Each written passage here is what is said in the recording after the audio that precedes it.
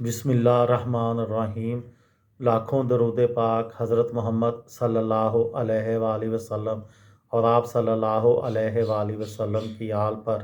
السلام علیکم، میرا نام افتخار احمد ہے اور آپ میرا یوٹیوب چینل نالج دیکھ رہے ہیں۔ پاکستان کی مشہور مساجد کے سلسلے میں یہ میری دوسری اور آخری ویڈیو ہے۔ کل کی ویڈیو میں نے آپ کو پاکستان کی کچھ مشہور مساجد کا بتایا تھا، اور آج بھی باقی جو مشہور مساجد ہیں ان کے بارے میں بتاتا ہوں۔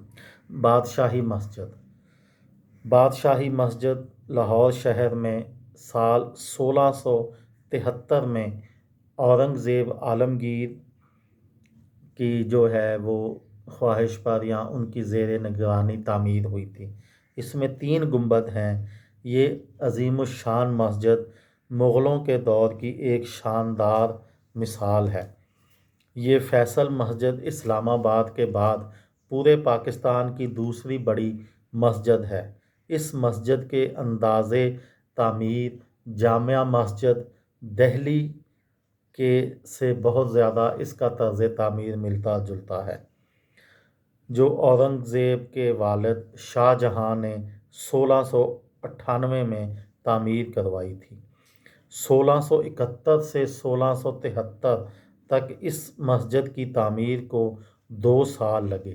مسجد کے دروازے کے سامنے موجود شاہی قلعہ بھی ایک باوقار دروازے کا اضافہ کیا گیا۔ پہلے شاہی قلعے کی طرف دروازہ نہیں تھا، جس کو عالمگیری دروازہ بھی کہا جاتا ہے۔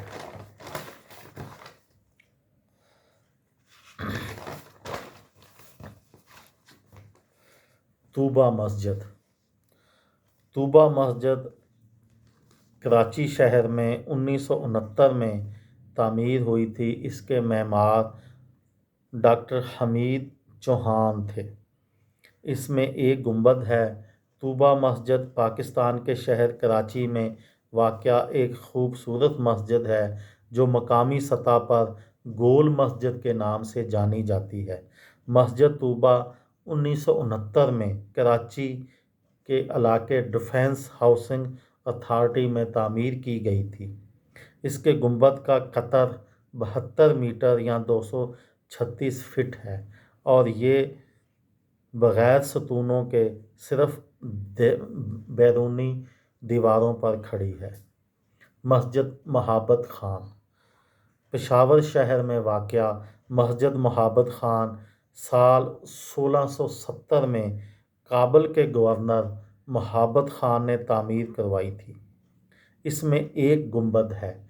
پشاور کی یہ مشہور اور قدیم ترین مسجد گورنر محابت خان نے شاہی مسجد لاہور کی طرز تعمیر پر تعمیر کروائی تھی، اور اسی کے نام سے جو گورنر تھے محابت خان، اسی کے نام سے یہ مسجد موسوم ہے۔ گرینڈ جامع مسجد لاہور بحریہ ٹاؤن میں واقع یہ پاکستان کی تیسری سب سے بڑی مسجد ہے، جس کو گرینڈ جامع مسجد کہا جاتا ہے۔ اس کی تعمیر میں کا زیادہ انداز تعمیر ایران میں امام بارگاہوں سے مشابہ ہے۔ اس کے فن تعمیر میں بادشاہی مسجد وزیر خان اور شیخ زید مسجد سے بھی متاثر ہے۔ مسجد 2014 میں بحریہ ٹاؤن کے ملک ریاض نے یہ مسجد تعمیر کروائی تھی، اور اس میں 14 گنبد ہیں۔ شاہ جہاں مسجد ٹھٹھہ سندھ میں مغل بادشاہ شاہ جہاں نے 1641 سے 1647 کے درمیان شاہ جہاں مسجد تعمیر کروائی تھی۔ اس میں 93 گنبد ہیں، 93 گنبد ہیں۔ اس مسجد میں امام کی آواز بغیر کسی مواصلاتی آلے کے پوری مسجد میں گونجتی ہے۔ اس مسجد میں امام صاحب جب تلاوت کرتے ہیں یا اذان دیتے ہیں تو اسپیکروں کی یا کسی بیرونی آلے کی ضرورت نہیں ہوتی۔ وہ اس طرح تعمیر ہوئی ہے کہ اس کے گنبدوں میں یہ آواز گونجتی ہوئی آخری نمازی تک بھی پہنچ جاتی ہے۔ 1993 میں مسجد کو یونیسکو کے عالمی ثقافتی ورثہ کی فہرست میں بھی شامل کیا گیا۔ اس کے علاوہ کراچی میں واقع میمن مسجد بھی ایک بہت زبردست اور بہت اچھی مسجد ہے۔ یہ تھی میری آج کی ویڈیو۔ کسی دوست کو، کسی بھائی کو، کسی بہن کو فائدہ ہو تو مجھے دعاؤں میں یاد رکھیے گا۔ دل دل پاکستان، جان جان پاکستان۔ السلام علیکم۔